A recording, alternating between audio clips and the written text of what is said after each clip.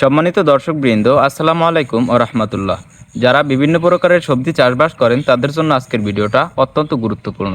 কারণ এই ভিডিওতে আপনাদেরকে জানাবো জানুয়ারি এবং ফেব্রুয়ারি মাসের শুরুতে কি কি সবজি চাষ করবেন, কি কি সবজি এই সময় চাষ করলে অনেক ভালো দামে সেই সবজিটি বিক্রি করতে পারবেন, সেই সম্পর্কে কিন্তু আজকের ভিডিওতে বিস্তারিত আলোচনা করব।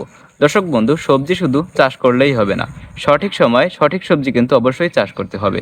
কখন কোন সবজি চাষ করলে ভালো দামে বিক্রি করা যাবে, কোন সবজি চাষ করলে অনেক বেশি ফলন পাওয়া যাবে এবং কোন কোন জাত কোন সময় চাষ করা উচিত, এই সকল বিষয়ে কিন্তু নলেজ রেখে এরপরে কিন্তু সবজি চাষবাস করার দিকে আগানো উচিত।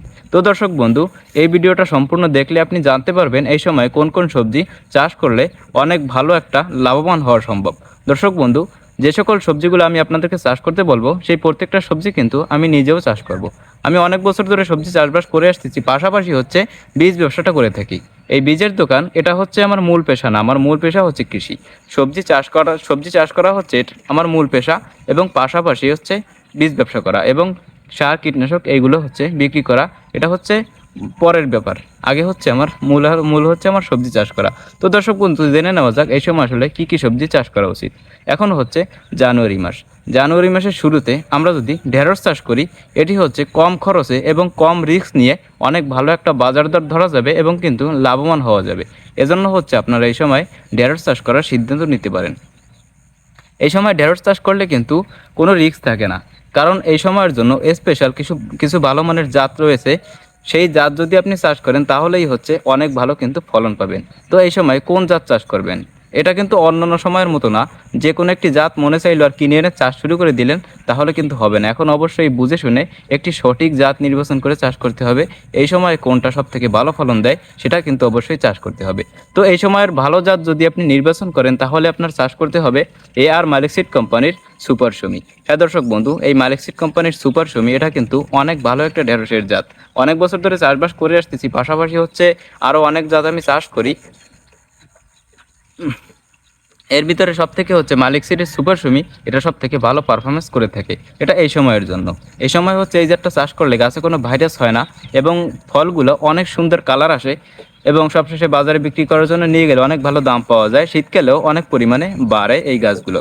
বীজ রোপণের পর থেকে 40-55 দিনের ভিতর কিন্তু ভরপুর ঢেঁড়স হারভেস্ট শুরু করে দেওয়া যায়। তো এই জাতটা আপনারা চাষ করবেন। তবে সমস্যা হলো এই ঢেঁড়সের বীজ সব জায়গায় পাওয়া যায় না। যদি এমন সমস্যায় পড়েন আপনাদের ওই জায়গায় এই ঢেঁড়সের বীজটি খুঁজে পাওয়া যাচ্ছে না, তাহলে কিন্তু স্ক্রিনে নাম্বার দিয়ে দিলাম, সেখানে কিন্তু আপনারা ফোন দিয়ে আমার সাথে যোগাযোগ করে এই বীজটি কিন্তু সারা বাংলাদেশের যে কোনো প্রান্তে আপনারা নিতে পারবেন। সুপার সুমি ঢেঁড়সের জাত। আমি কিন্তু কোনো কোম্পানির প্রচার করি নাই, বা সুপার সুমি এই ঢেঁড়সের জাতের কিন্তু আমি প্রচার করি নাই। জাস্ট এটি ভালো তাই আপনাদের কাছে কিন্তু শেয়ার করলাম। আমিও চাষ করি, তো সেক্ষেত্রে আমি বুঝতে পারি কোনটা ভালো কোনটা খারাপ। অনেক জাত বিগত বছরে চাষ করা হয়ে গেছে, তো তার ভিতর থেকে এই সময়ের জন্য এটা সব থেকে ভালো। এবং পরবর্তী সময়ে যখন সিজন চেঞ্জ হবে, ধরেন আরও 2 মাস পরে, তখনকার জন্য আরও ভালো ভালো জাত আছে, সেগুলো আপনাদেরকে আমি বলবো। তো এটা গেল ঢেঁড়স চাষ পদ্ধতি নিয়ে। 1 বিঘা জমিতে এই সময় ঢেঁড়স চাষ করতে গেলে বীজ লাগে হচ্ছে 1 কেজি। 1 কেজি বীজ হচ্ছে এই সময় হলে হয়ে যায়, এবং এই সময় অবশ্যই আপনারা ঘন করে কিন্তু ঢেঁড়সের বীজগুলো রোপণ করবেন।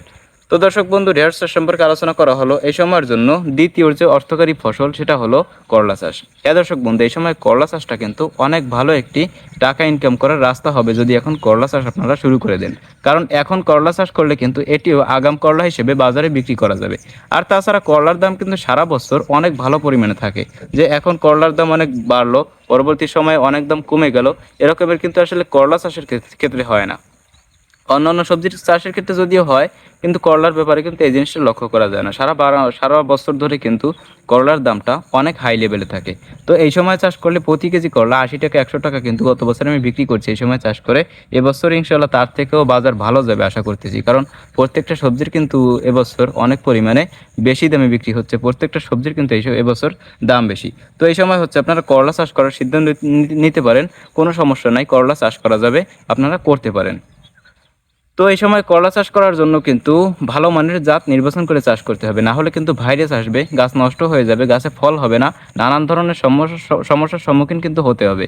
তো অবশ্যই এই সময় চাষ করতে হবে যদি আপনি সর্বোচ্চ জাত নির্বাচন করে চাষ করতে যান যে গাছে ভাইরাস হবে না এবং পর্যাপ্ত পরিমাণে ফলন আসবে, সেটা হচ্ছে এই সময় আলিশা করলা। এটাও মালিক সিড কোম্পানি বাজারজাত করে এবং আবিষ্কারকৃত হচ্ছে সাকাতা কোম্পানি। সাকাতা কোম্পানির এই করলার জাতটি আপনারা চাষ করবেন, আলিশা জাতের করলা। এবং 2 নম্বরে এটা হচ্ছে ছোট ছোট হয় এই করলাগুলো, একেবারে ছোট না, ধরেন 80 গ্রাম এবং 70 গ্রাম এরকমের হয়ে থাকে অ্যাভারেজ গড় ওজন। তো যদি কেউ মাঝারি করলা চাষ করতে চান, যেমন যেগুলো 8টা 10টা কেজি 12টা কেজি, সেটা যদি কেউ চাষ করতে চান তাহলে চাষ করবেন হচ্ছে মালিক সিডসের দুর্বার জাতের করলা। এটিও কিন্তু অনেক ভালো একটি জাত, অনেক সুন্দর ফলন দিবে। এবং মূল বিষয়ে আসার বিষয় সেটি হলো গাছে কোনো ভাইরাস হয় না, মোটামুটি যদি পরিচর্যা করা যায় তাহলেই কিন্তু অনেক ভালো আপনারা ফলন পাবেন। তো এই জাতগুলো আপনারা চাষ করবেন, আলিশা এবং হচ্ছে দুর্বার। এই জাত দুটো চাষ করবেন যারা কিনা করলা চাষ করতে চান। এই জাতও সব জায়গায় পাওয়া যায় না, এর বীজের কিন্তু অনেক দাম, ঠিক আছে।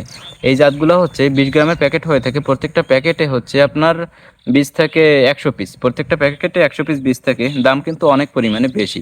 তো দামগুলো আপনারা ফোন দিয়ে জেনে নেবেন, স্ক্রিনে নাম্বার দিয়ে দিলাম, কোনো সমস্যা নেই, ফোন দিবেন এবং দামের কথা জিজ্ঞাসা করবেন, লাগলে বীজ অর্ডার দিবেন। এটা হচ্ছে মূল ব্যাপার। আর বীজ অর্ডার দেওয়ার জন্য 120 টাকা অগ্রিম পেমেন্ট করতে হবে এবং হচ্ছে এটা হচ্ছে কুরিয়ার খরচ। বাকি 3 দিন হাতে সময় রেখে হচ্ছে বীজগুলো অর্ডার দিবেন, তাহলে আপনার ঠিকানায় বীজগুলো পাঠাই দেওয়ার ব্যবস্থা আছে। অবশ্যই আমার থেকে নেন আর যেখান থেকে নেন এই জাতগুলো নির্বাচন করে চাষ করার চেষ্টা করবেন, এগুলো হচ্ছে অনেক ভালো জাত। তো এইভাবে আপনারা চাষ করবেন। এছাড়া হচ্ছে এই সময় আপনারা ঝিঙ্গা চিচিঙ্গা এই সবজিগুলো কিন্তু চাষ করতে পারেন। ঝিঙ্গা চিচিঙ্গা এই সবজিগুলো কিন্তু অনেক ভালো দামে বিক্রি করা যাবে পরবর্তী সময়ে।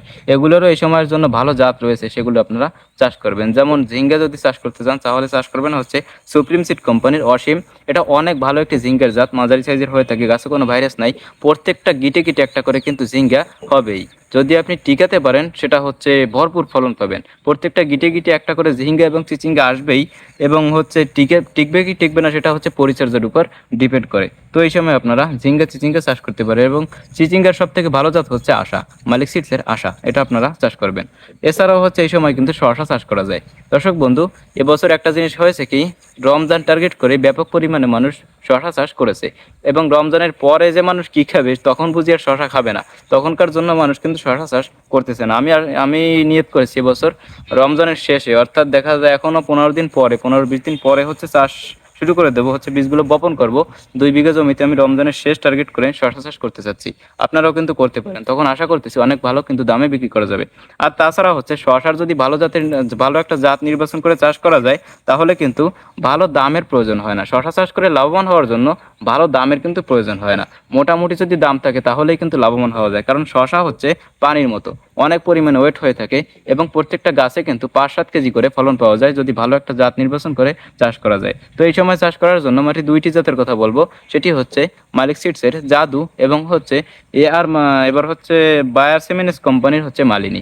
এই 2টি জাত আপনারা চাষ করবেন। শসার জাতগুলো দেশি শসার মতন দেখতে হয়ে থাকে, এজন্য বাজারে খুব ভালো চাহিদা থাকে।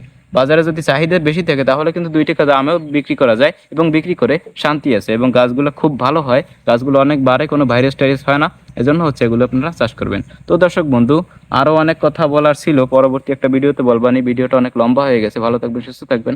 আসসালামু আলাইকুম ওয়া রাহমাতুল্লাহ।